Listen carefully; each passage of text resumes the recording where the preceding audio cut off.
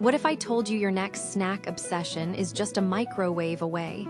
No oven, no frying, just crispy perfection in seconds.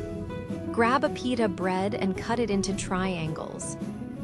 Lightly brush each piece with olive oil, then sprinkle with salt, garlic powder, or any seasoning you love.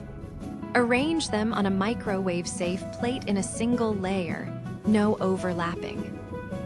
Microwave on high for 1 minute, then flip and go another 30 seconds. Listen for that satisfying crunch, that's how you know they're done.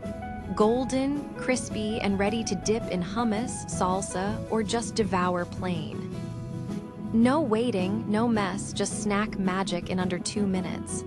What's your go-to pita chip seasoning? Drop your favorite combo below and let's get snacking.